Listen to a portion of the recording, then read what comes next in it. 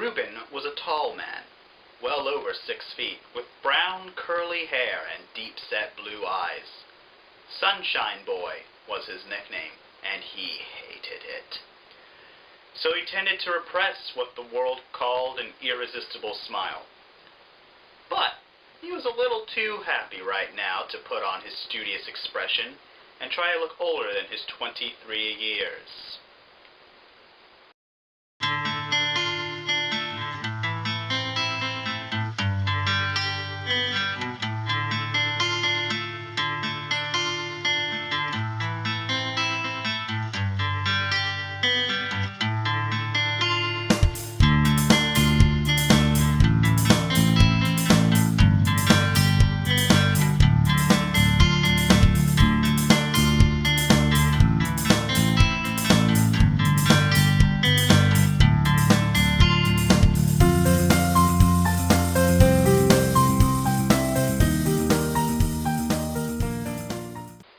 Let's talk about Anne Rice. Now, if you're at all familiar with how vampires have been portrayed in popular media in the last couple decades, then you're probably at least familiar with the influence of Anne Rice. Her Vampire Chronicles novels have been a major influence on how we as a society perceive the concept of vampires. Perhaps her most well-known work would be Interview with a Vampire, the first book of the Vampire Chronicles, which was adapted into a major movie. If you've ever seen a story that portrayed vampires as these brooding types, these cold people who are cut off from the rest of the world, pitiful creatures rather than monsters, you have Anne Rice to thank for that.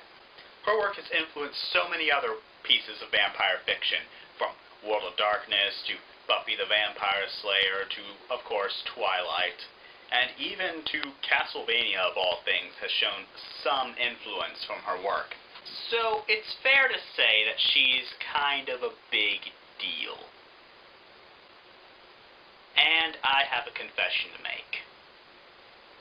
Other than Interview with a Vampire, the movie, I am completely ignorant of Anne Rice's output. So, when I saw that she'd written a new book about werewolves, of all things, I was interested. I thought, she has this experience, right, these sort of gothic horror, urban fantasy type things. So, and I like werewolves. I think they're pretty neat. So I bought the book on my Nook, and I started reading it. And at page 168 out of 394, I put the book down, and I resolved to never, ever, ever read it again. It really boggles my mind how Anne Rice managed to screw this concept up. Werewolf superhero. How? How do you mess that up? That's like the perfect formula. Well, let's take a look. The Wolf Gift centers around this guy named Reuben, who is a journalist. And Reuben, as every character in the entire book so fondly tells us many, many times, is a totally awesome dude who's smart and charming and funny. We never see any real evidence of his smartness or his charmingness or his funniness, but since every other character in the book tells us that he is, I guess we just have to believe that, don't we? In fact, we don't see much of any personality whatsoever out of Reuben. He is incredibly boring. This guy has no real personality. He just does things. The side characters, the supporting characters, have infinitely more personality than he does. And I really wonder, why are we focusing on this bland person when there are so many other more interesting people out there in this book that we could be focusing on? Why can't we focus on his mom or his dad or his girlfriend or his best friend or anybody? But no, they're all just barely even there, so that we can stay with Reuben doing nothing. See, at the beginning of the book, Reuben is doing a story about an old house that the owner of the house wants to sell.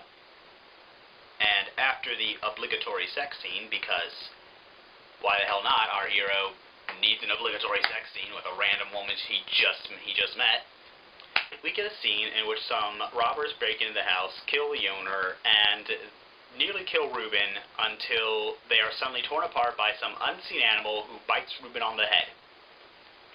Reuben wakes up in the hospital. He is healing very unusually quickly, and he soon discovers that he is a werewolf. Oh, sorry, a man-wolf. He insists on calling himself a man-wolf. Okay. Two things.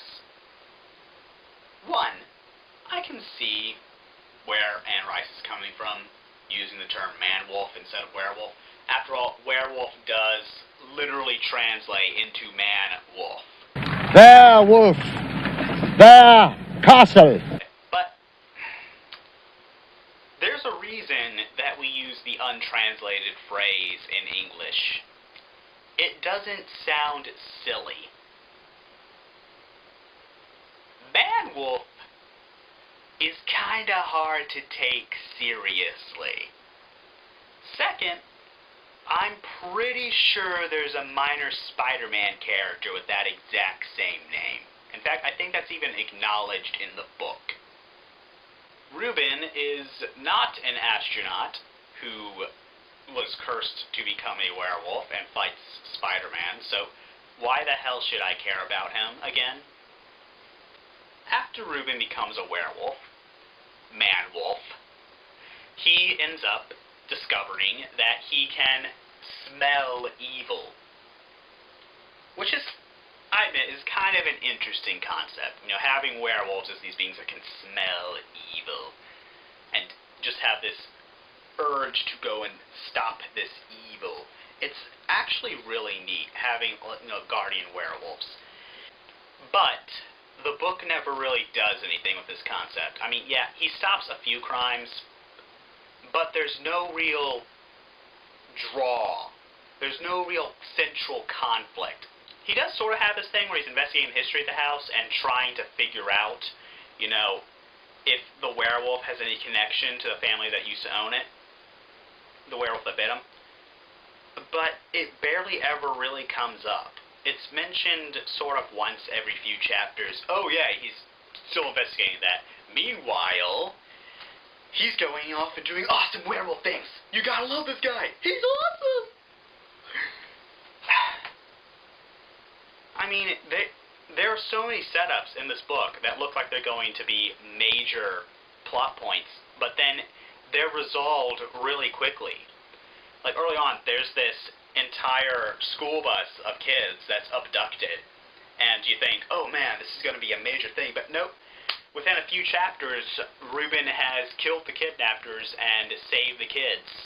There's no real, long-term goal here. He's just doing random things, and he's so bland that we don't really care about it.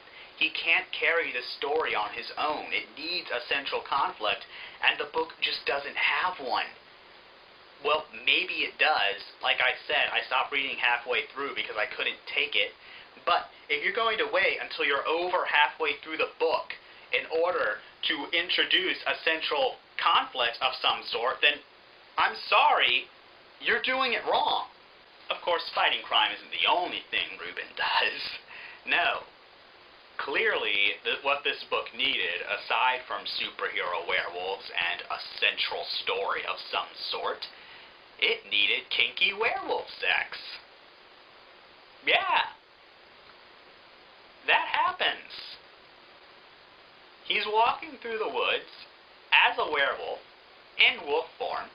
He comes across a woman with white hair, because she's special, I guess.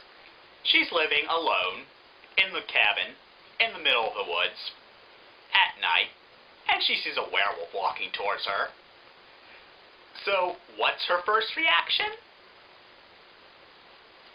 Take me. What? What? How does that make any sense?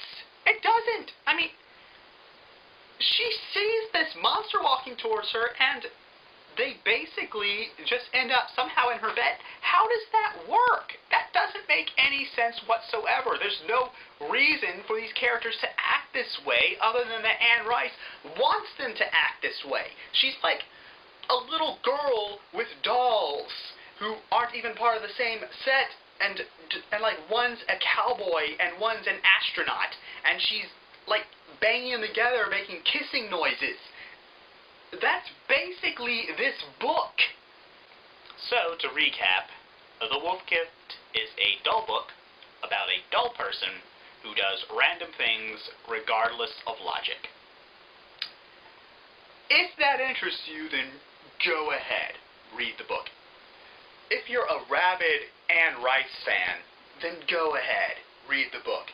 If you just love werewolves so much that you need to get your werewolf fix because there's hardly any books about werewolves, go ahead and read this book. But if you're looking for an actual story with actual quality, where the characters are interesting, stay away, because this is not a very well-crafted story, and that frustrates me because just reading through this book, no matter how bad it is, it still was entertaining at first. I mean, I didn't give up because I hated her prose or I hated her writing style or anything. I gave up because nothing was happening. I gave up because I was bored. Anne Rice is not a bad writer. I mean, her prose made it seem interesting throughout the first half of the book. Somehow kept me still reading that far. I don't know how I kept reading that far, but she still somehow managed to keep me interested enough to get me through at least halfway through the book before I finally got bored enough to put it down. It's really almost tragic in a way. I don't know if I'm going to read any more Anne Rice novels. Yeah, as I said before, she's a big thing, but after this, I'm not sure I want to. And I realize maybe that she just wasn't at her best here, or something. I don't know. But as it stands, I'm not really clamoring for another bit of Rice. And that's my 2 cents.